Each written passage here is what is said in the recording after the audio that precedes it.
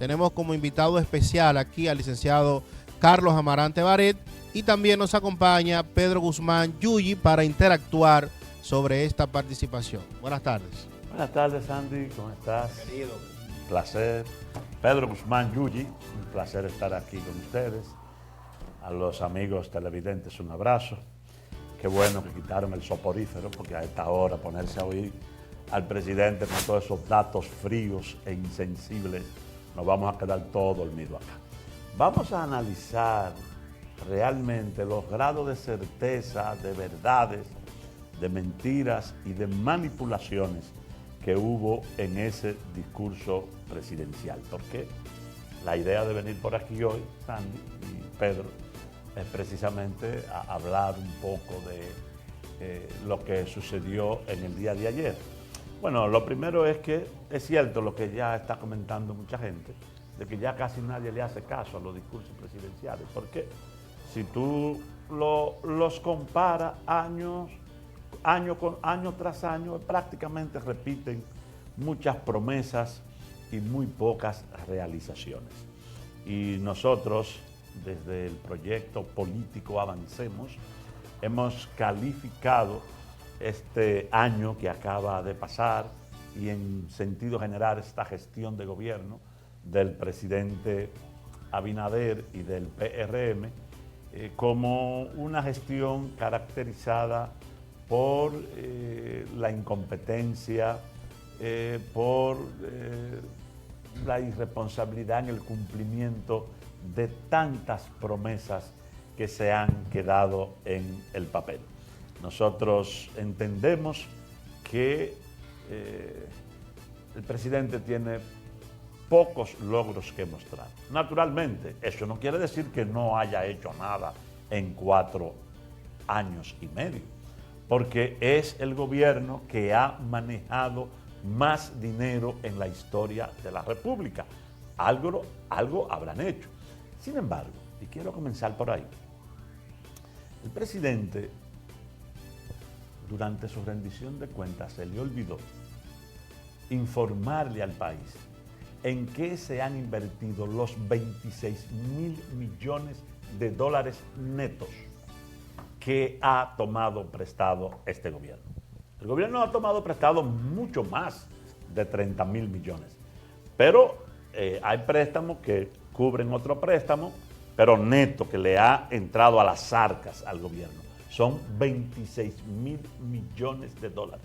Multiplique eso por 60, promedio 59, y ya usted verá la cantidad de dinero que no vemos las obras donde están. El presidente le prometió a este país, porque cuando se está en campaña, los políticos tienen que saber que hay un registro ya de todo lo que van diciendo y todo queda guardado. El internet guarda todo. Entonces, el presidente, cuando estaba aspirando a la presidencia de la República, decía que en 2 años iba a reducir la inseguridad y la criminalidad en la República Dominicana, que en 1 año iba a bajar en 30% la canasta básica, que inmediatamente iba a aplicar la ley y el reglamento de migración y aquí no iba a haber un documentado. Lo dijo en el programa de María Cela cuando estaba en campaña. Todas esas son promesas falsas, porque ¿qué es lo que tenemos hoy en día? Una canasta familiar que se ha disparado. Aquí los precios de los artículos de primera necesidad están subiendo todas las semanas. Y no lo digo yo. Pregúntenle a las amas de casa, pregúntenle a los que van a los supermercados, pregúntenle a los que van a los colmados, para que vean cómo los productos básicos, estoy hablando de arroz, de carne, de espagueti, de salsa, todo eso se ha disparado. Y encima de eso, nosotros que somos una provincia agropecuaria, ampliamente castigada por este gobierno, aquí se está dando una situación peligrosa, que ya la denunciamos públicamente a nivel nacional y la he denunciado aquí. Aquí hay 2 o 3 productores de pollos y de huevos que se quieren quedar con ese negocio. Eso lo quieren controlar entre 5 o 6 gente en el país. Y por eso han estado llevando y provocando la quiebra de decenas y de miles de pequeños productores de pollos y de huevos. Y no hablar, porque esto es para echarse a llorar, del trato que se le dio a los productores de cerdo. Prácticamente los chiquitos y los medianos desaparecieron. Pero, presidente, esta provincia es agropecuaria. ¿Cómo usted le justifica a este país que usted haya permitido la importación de 2.000 millones de dólares en productos agropecuarios? Eso es solamente para beneficiar a compañeros que cotizaron en su campaña. Eso no está bien, eso es insensibilidad e indolencia. Pero vamos con el tema de la migración. ¿Qué pasó con la migración? La migración, que no iba a haber un haitiano en la calle. El gobierno dice que de octubre a la fecha han mandado para Haití cerca de 200.000 indocumentados. Lo que ha provocado... Dice el gobierno. Sí, lo que ha provocado... Ellos han sacado, es verdad que han sacado una cantidad que no se sacaba regularmente de un año atrás. Después de las elecciones han subido las repatriaciones. Pero eso lo único que ha provocado es encarecer el precio. Aquí los haitianos, ellos se van y bueno, ahora ellos te lo dicen, antes costaba 18.000 pesos, ahora cuesta 26.000 regresar. Eso es lo que ha provocado. Pero yo vi en el corte... O sea, que salen por un lado, pero regresan y entran por el otro. Pero vamos a hablar de lo que estaba hablando el presidente de la creación de empleos. Porque ahí hay un truco. ¿Sabe cuál es el truco? Que de esos empleos, creo que se crearon 173.000 empleos en el último tiempo. De eso, el 46% son empleos públicos. Y usted puede estar seguro que más del 60% son botellas en el gobierno. Porque cuando usted va a la TCS, a la Tesorería de la Seguridad Social, se da cuenta que de esos 173.000 empleos nuevos, el 46% proviene de las oficinas públicas. Y yo siempre he sostenido que el empleo público no genera riqueza. El empleo público consume riqueza. El empleo que genera riqueza es el empleo privado. Es el empleo en la construcción. Es el empleo en la agropecuaria, en el turismo, en los servicios, en el comercio, en la metalurgia. Eso es lo que genera riqueza porque agrega valor. El empleo público no. El empleo público es para resolver el problema a los compañeritos de la base. Y por lo tanto, ahí hay un truco que no se entiende. Pero vamos a hablar de educación porque yo vi que se anunció con bombos y platillos que se crearon, que se inauguraron 72 escuelas. Mira, el presidente dio una ley en el año 2022. Una ley aprobada por el Congreso, donde esa ley permitía que todas las obras, incluyendo las escuelas, que estaban inconclusas porque tenían un problema de que se pasaban con el 25% del presupuesto que establece la ley 340 de compras y contrataciones, el presidente, para salvar ese escollo, incluso dijo, no es un tema de corrupción, es un tema de presupuesto, de precios que se disparan, claro. Y no solamente son escuelas, son muchas obras que hay que actualizarlas. Y a veces los funcionarios tienen miedo porque creen que si la obra estaba presupuestada en 100 pesos y pagan 130, creen que por los 30 lo van a meter el precio. Pues no, nunca ha sido así. Pero el presidente dio la ley.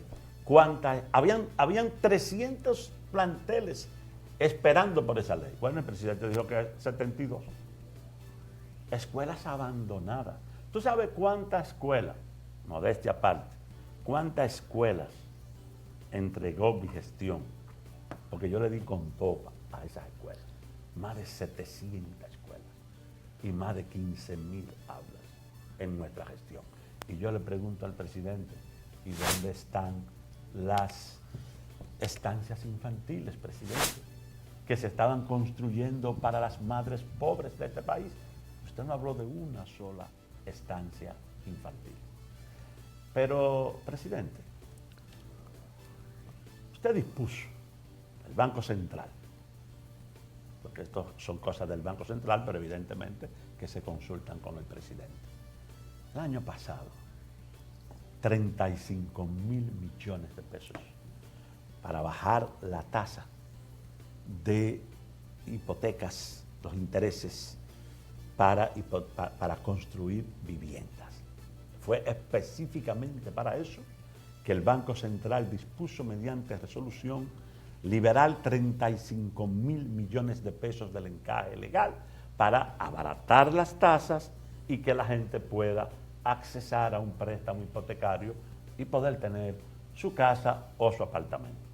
¿A dónde está ese dinero? Vamos a investigarlo para que ustedes vean, a ver cuánta gente de clase media, cuánta gente de clase media baja se beneficiaron de esos préstamos. Cuando el Banco Central hace el anuncio, tú llamas a la semana a un banco, porque esa tasa iba a ser al 9%. Cuando tú llamas una semana después, ya no hay dinero disponible. Porque ¿qué es lo que hacen? Los que tienen grandes préstamos, al 14, al 15, al 16, hasta el 18, con la complicidad de muchos del sector bancario, lo que hacen es que cambian esos préstamos a 14, 15 y 16, tasa a 9%. Entonces el dinero se desaparece. Eso no es transparencia.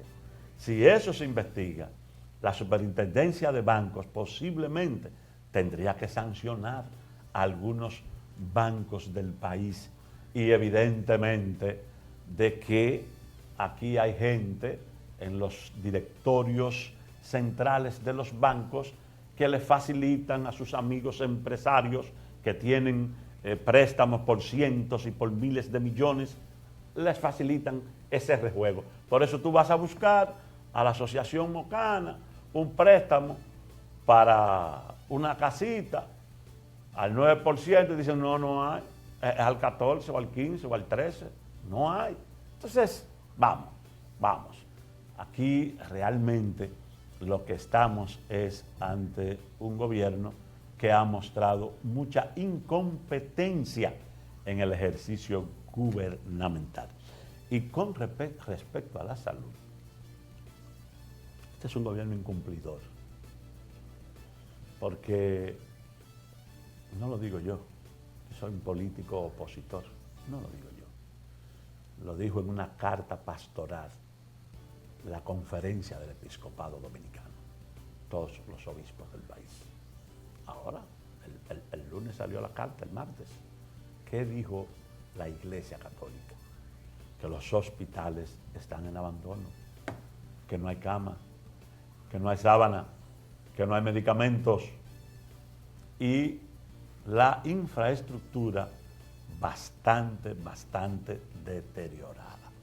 Por lo tanto, querido pueblo de Moca y a los que nos están viendo fuera de Moca, lo que estamos es, en términos gubernamentales, ante un presidente que dijo en estos días que el que promete bajar la comida es un populista. Y resulta que él dijo que inmediatamente subiera al gobierno, iba a hacer los arreglos para bajarle el 30% a la canasta familiar. Este es un gobierno de mucha publicidad, de mucha propaganda y no tiene grandes realizaciones. Claro que tiene, reconozco que hay algunas obras que se han hecho, pero a pesar de ello, la mayoría están detenidas e incluso se hacen cosas. Un ejemplo, yo hablaba con un ingeniero y esto lo pueden entender, no hay que ser ingeniero para entender esto porque me lo explicó un ingeniero y yo lo entendí. Se está haciendo un gran peaje en el kilómetro 31, 32, para quitar el peaje que está en el 28. Ustedes han visto, todos los que van a la capital, que eso tiene una extensión anchísima, ese peaje. Pero resulta que en este país hace muchos años que solamente se paga peaje una sola vez. Cuando usted sale de la capital, usted paga el peaje.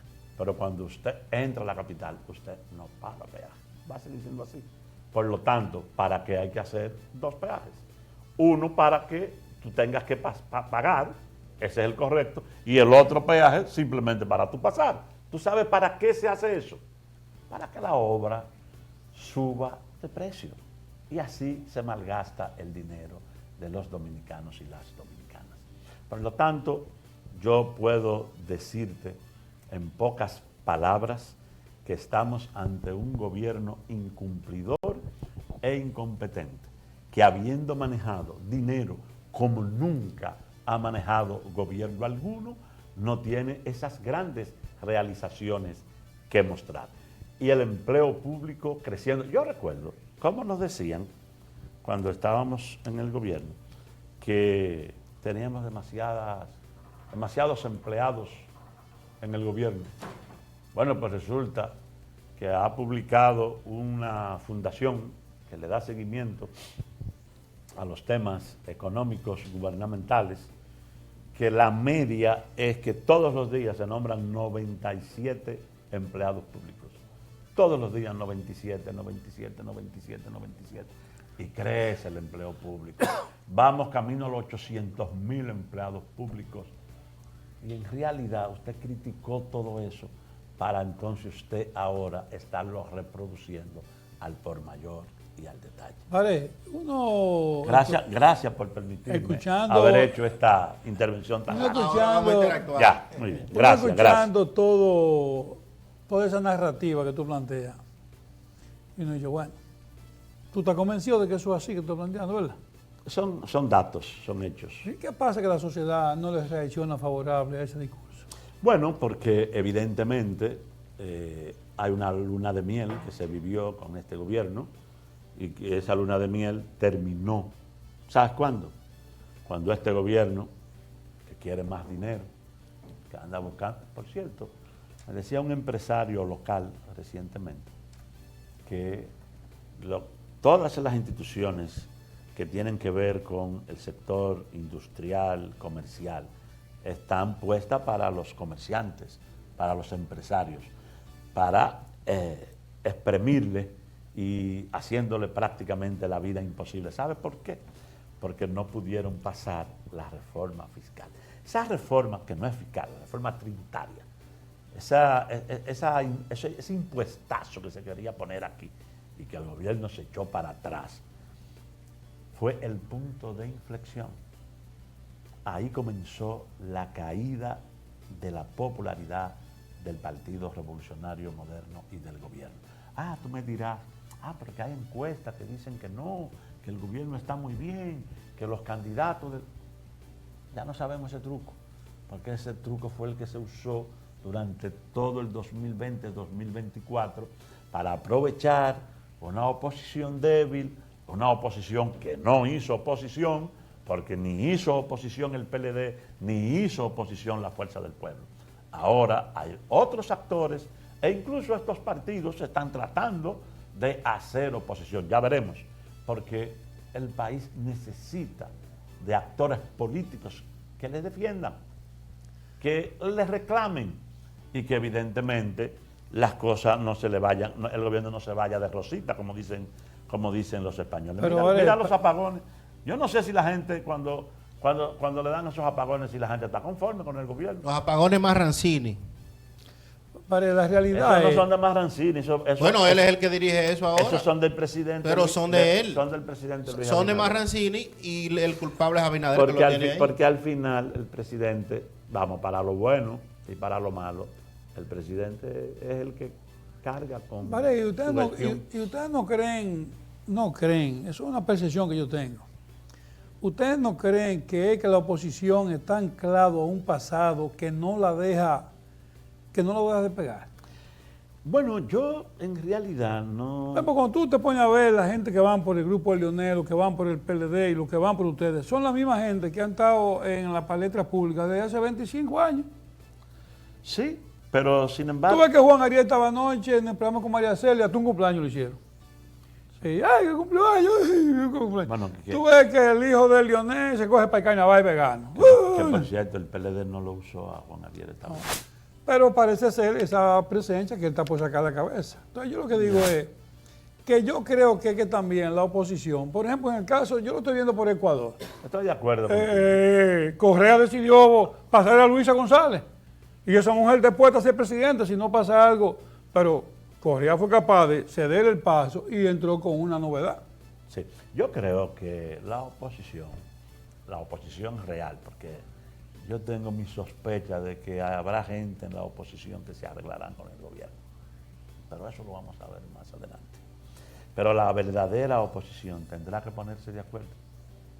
Y el año que viene deberá definir una candidatura presidencial que pueda no solamente expresarse en la conformación de un frente político opositor, sino que debe ir más allá. Debe ser un frente popular, tiene que ser un frente comunitario, social, que incluya, que incorpore a amplios sectores de la vida nacional. Porque lo que yo te dije de los pollos y de los huevos, eso se está dando a otros niveles. Hay sectores con espíritu oligopólico en este país. Hay grupos de empresarios que se están moviendo alrededor de este gobierno que quieren hacer negocios ellos solos. Y eso no está bien, porque eso al final puede incluso desatar la ira de sectores que tradicionalmente son tranquilos, como lo es el sector empresarial. Tranquilo en términos de protesta. Yo creo, Pedro, Yuyi, que evidentemente la oposición tiene el reto de elegir su candidato presidencial. En Avancemos no tenemos un candidato presidencial en este momento, porque es bueno que sepas, y que lo sepan los amigos televidentes, que nosotros estamos creando esta nueva fuerza política, pero no es para que Baré, como me conoce todo el mundo en Moca, no es que Baré quiere poner un letrero, Baré presidente, nada de eso. Nosotros queremos impulsar la unidad, la unión, el frente. Y ya en el frente tenemos que ponernos de acuerdo para elegir el candidato que nos lleve al gobierno en agosto del año 2020. Lo vimos recientemente a propósito, ¿verdad? Reuniéndose con diversos sectores de la oposición. ¿Usted no considera a Danilo parte de la oposición? Tú lo dices porque yo estuve con Lionel. Exacto. Estuve con Miguel. Estuve con Peñaguaba. Que algunos dicen que lo ven a usted junto con Leonel haciendo campaña. Estuve con José Horacio. Yo voy a hacer campaña con la oposición, con quien yo no voy a hacer campaña con el gobierno. Pero mira... Con la oposición, aunque sea Danilo. Con la oposición, con todos los que estén en el frente opositor que se conforme. Pero te soy sincero, yo he estado en contacto con varios miembros del comité político del PLD. Naturalmente, tú sabes muy bien, y la gente lo entiende, que yo no puedo ahora ir de sabroso, de que Danilo, yo quiero verte, porque Danilo, todo el mundo sabe en este país, que me sacó de una manera grosera del partido. Entonces, no es momento. Además, recuérdate que yo soy una persona que tengo dignidad, y él abusó de mí. A mí no me gusta. Mira, cuando yo veo... Una de las razones por las que yo soy un político progresista es porque a mí me indigna. Yo me indigno cuando yo veo el abuso, cuando yo veo que como que el más chiquito quiere abusar del más grande, el más fuerte, del más débil. Esas cosas a mí me indignan. Y si eso me indigna a mí, con otros, ¿tú te imaginas cómo me siento yo de indignado ante el abuso que él cometió conmigo? Entonces, evidentemente, yo entiendo, ya yo lo expliqué en un programa que estuve aquí, que todo este tema de Danilo conmigo viene porque yo lo he puesto en evidencia. Primero, porque no debió haber seguido dirigiendo el PLD, tiene el PLD hundido, es un ancla que no deja a ese partido avanzar. Y segundo, porque yo creo que él tiene acuerdos solapados con el gobierno. Entonces, como tú entenderás, él es que tiene que demostrar que está en la oposición, porque está en la oposición. Correcto. Él es que tiene que demostrar que está en la oposición. Y el día que él demuestre a este país que está en la oposición y que no está haciendo acuerdos por debajo, a través de intermediarios que todos conocemos en este país, entonces yo reconoceré que él es un líder de la oposición. Barret, ¿tú has pensado, mientras tanto no lo es. mientras tú has pensado en una situación particular? Por ejemplo, el candidato de la Fuerza del Pueblo, Leonel Fernández, tiene dos adversarios que se sueñan con él, Hipólito Mejía y Danilo Medina. Esos se sueñan con Leonel. ¿Tú crees que alrededor de Leonel se formará potencialmente un frente opositor contra el gobierno? Bueno, mira, Y dentro de esa misma, ¿qué le parece a usted lo que ven al hijo de Leonel, a Omar, como una posible opción también? mira, no es un secreto para nadie que la Fuerza del Pueblo fue el partido que quedó en segundo lugar. Porque Danilo, porque no fue el pobre Abel, ni Francisco El Javier, pobre, a ver. ni Francisco Javier, ni Charlie Mariotti, de la secretaria. No. Danilo llevó ese partido a un 10%. Porque él es el líder, él es el capitán de ese barco que se está hundiendo, no quiere soltar el timón. Entonces él llevó ese partido a un 10.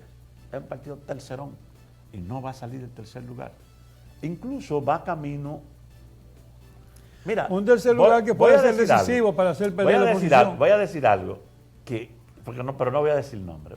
En el comité político del PLD hay un compañero muy prestante, muy político, muy agudo. Él fue reelecto ahora en el comité político. Yo soy muy amigo de él. No voy a decir su nombre, no le quiero crear problemas, pero los que son del comité político del PLD saben que lo que yo estoy diciendo es verdad. Él siempre vivió advirtiendo, porque estaba de acuerdo con una unidad en primera vuelta y una unidad seria que no se hizo en el proceso Es pasado. decir, que tú estás conversando con los miembros del comité político del PLD. Pero claro que sí. Y dijo que por el camino que íbamos, yo estaba en ese momento en el comité político del PLD, íbamos camino a convertirnos en una Unión Cívica Nacional. ¿Quién se recuerda de Unión Cívica Nacional en este país? Eso desapareció. O el PRD, o el Partido Reformista. Hacia allá va el PLD. Naturalmente tienen una oportunidad de recomponerse y de relanzarse. ¿Cómo? Siendo parte del gran frente opositor. Si se quedan fuera, seguirán allá en su tercer lugar más lejano, perdiendo votos, perdiendo simpatía, y la oposición real se compactará. ¿Quién será el candidato de esa oposición real? Eso se va a definir el año que viene. Nosotros, vuelvo y te repito, en Avancemos no tenemos favorito. Evidentemente que la Fuerza del Pueblo se perfila como la segunda fuerza, como el partido que está creciendo. La que encabezaría el frente, podría ser. Pudiera ser, pero yo le he dicho a algunos miembros del comité político del PLD que pudiera llegarse a un gran acuerdo e incluso poder tener una primaria de toda la oposición y que el pueblo elija el mejor. No tiene que ser A o B ya predeterminado, podría determinarse eso en una consulta, pero eso lo vamos a ver. ¿Tú sabes el cuántos año próximo. años le costó al PRD, PRM estar abajo para poder relanzarse de nuevo? 16 años. El PRM nada más lleva 4. El PLD. La división del PRD con los partidos que salieron le costó al PLD 16 arriba y el PRD, PRM 16 abajo. Sí. Entonces, la situación de ahora es que esa es una realidad que está afectando ahora a la oposición. Sí, pero definitivamente nosotros sentimos que hay un sentimiento opositor, que está creciendo la desafección al gobierno y de que, te voy a decir algo, la oposición tenemos una ventaja también, lo voy a decir claro, no vamos a competir con el presidente, competir con el presidente siempre es un plus para el partido de gobierno, porque ya tú sabes que lo que se hace, lo vimos aquí andaba la dirigencia del PRM comprándonos, nos compraron dirigentes a nosotros a 2 por chele, para llevarse los 4 diputados y barrer en las elecciones a 2 por chele, andaban con funda y visitaban los presidentes intermedios, varios le dijeron que no, otros se fueron a fundazos de dinero, eso porque había que lograr la reelección presidencial, eso no es fácil, pero ahora el presidente va a cuidar su gobierno, porque también él tiene que dejar un legado. Y entonces habrá otro candidato del PRM y él no puede permitir que para ese otro candidato del gobierno le desbaraten el gobierno y se lo tiren todo por la borda. Eso será una ventaja para la oposición esta vez. Bueno, hemos llegado a la parte final, agradeciendo a licenciado Carlos Amarante Barret, Se va rápido el tiempo. Pedro Guzmán Yuyi, que estuvo con nosotros. Eso es para que tenga que volver. Sí. Ese no es el compromiso de que vaya. Ustedes me dejaron, en la primera parte, me dejaron hacer mi exposición. La próxima vez ya ustedes hablan más y me preguntan más. ACM, al compás del mundo.